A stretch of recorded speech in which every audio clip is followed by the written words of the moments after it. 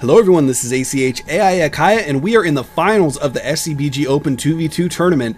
And a big thank you once again to Shock Strategy Guide for sponsoring the tournament. The tournament would not be possible without him, and he has a great resource for new players and players looking to improve their game. I'm going to have a link to his strategy guide website in the description, so if you guys are interested in checking that out, definitely stop by, say what's up, check out his guide, and definitely tell him that the SCBG guys sent you, because we definitely want him to know that his investment in sponsoring this tournament was well spent, so that we can definitely partner up and do more events like this in the future.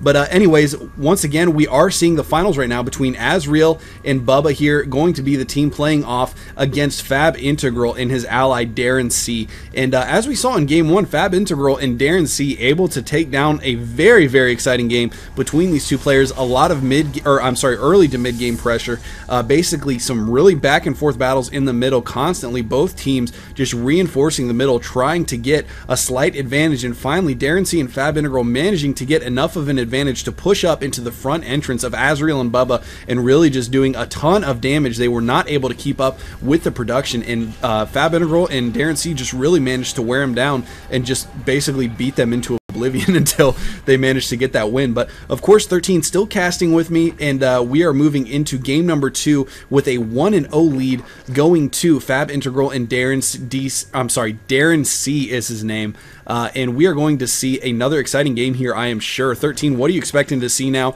Obviously, Azreal and Bubba, a very good team. They were undefeated until last game, and then Darrenc C and FabIntegral proving that they can get in the mix with these guys. Well, you know, previous in the tournament, we saw Azreal go extremely heavy on the tanks. It seems like anytime he used that strategy, he was undefeated.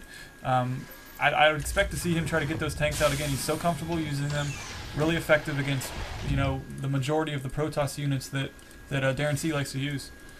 Yeah, absolutely. And also, one quick note too is that Marauders are extremely useful against pretty much anything out of gateways from Protoss. So that's why we saw there was 5 Raxes with attached Tech Lab add-ons, which allowed him to basically crank out 5 Marauders at a time, which those are very good against Zealots, they're very good against Sentries, they're very good against Stalkers, but they are not so great against Speedlings.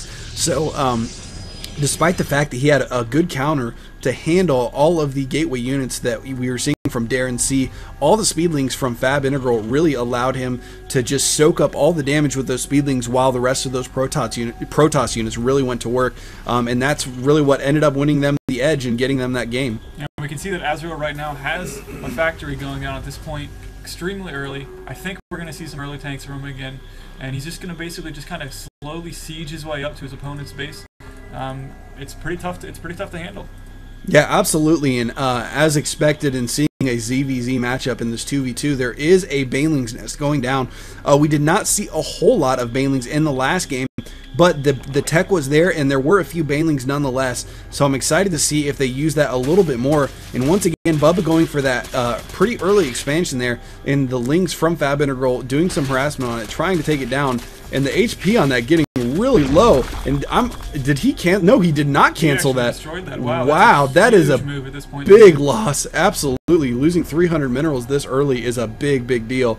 But it looks like getting that little early extra lead is going to help them just get that much further in. And Baneling's Nest just now going down for FabIntegral as well. So we are going to see some Baneling on Baneling action here in a little bit, it looks like. Yeah, I'm sure FabIntegral just has a little smirk on his face right now that he's able to pull that off. I think Bubba thought that amount of Zerglings wasn't going to be able to take out that hatchery that quick, but he got in there just in time.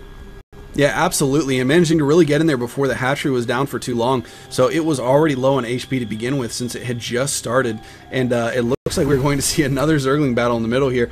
These Speedlings versus Speedlings is just super common in the early game, it looks like, when you got the Zerg players on each team. And now a Sentry and a Zealot coming out from Darrenc C as well here. Once again, going to stick with these gateway units, it looks like, putting up his 4th gateway right now, and actually he's just finished researching warp gate technology, so he is going to have the ability to warp those out. And Azreal, once again, going back to his roots, as you mentioned, getting that tank and some Marines, so basically going to go with that infantry tank combo and use those Speedlings and Banelings on the front line to really soak up the damage.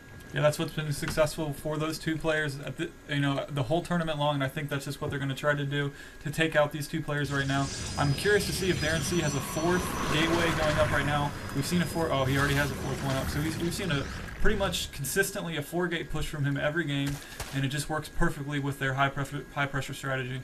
Yeah, absolutely. And one thing to note too is that FabIntegral is actually changing up his playstyle a little bit from what we've seen in the rest of the tournament. A lot of the other games in the tournament so far we've seen, he always gets that really early hatchery. He did not get it last game, and he is not getting it this game. He is getting the extra hatchery, but he is getting it in his main base rather than going for it at the expansion. So he will have that increased production capability, but he will not have the option to transition that into the extra resourcing at the natural base a little bit later in the game. Do you think he's trying to trick these two players, Azreal and Bubba, to believe that he's teching or something like that?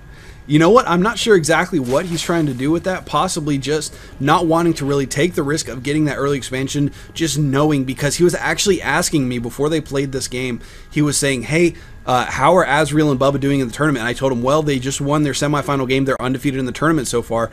And he did not like that response at all. He seemed pretty disappointed that they were playing against such a good team. But anyways, so I'm sure that he is just playing a little bit more cautiously than he was in the rest of the games, simply because he knows he's playing against such a strong team right now and doesn't want to leave anything to chance. Yeah, and the expansions, expansion bases on this map are kind of exposed. They're a little bit more difficult to defend than on a basic map. So maybe you're right, Akai. He just doesn't want to risk losing his expansion that early. Yeah, absolutely. And Darrenc C, apparently, I'm not sure if he's doing a little bit of patrolling here or if he's trying to hide his units, but making sure there's no kind of proxy pylons or anything over here. Although it looks like FabIntegral is indeed going to put up a hatchery at the expansion now, feeling that Azreal and Bubba are going for more of a macro game, and he is going to have a little bit more time, especially since they are defending their own expansions here.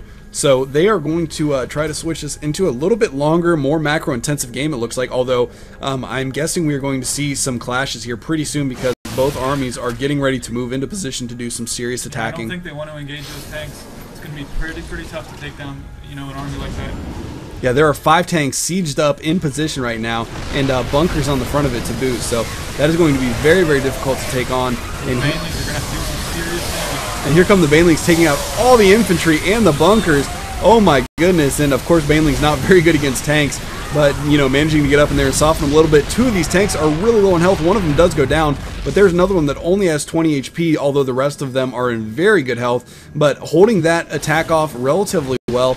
Most units being lost for both sides, but it looks like Darrenc C managed to save a few units, and there are a couple of roaches and a handful of tanks left standing from that battle. So if there would have been another 12 or 20 Zerglings or something like that, Speedlings, to get in the mix and take out those tanks, they might have actually been able to break that entrance before reinforcements came up. I'm not really sure what they saw about engaging that army that thought we got to go now. I really thought that they had the disadvantage going into it, and you can see that they didn't take out a single tank. The only thing that I can think, they actually did manage to get 1 tank, but the only thing I can think is that they saw the bunkers going up and immediately wanted to make sure that they did not get that position fortified with those bunkers, because of course bunkers in front of siege tanks, taking that extra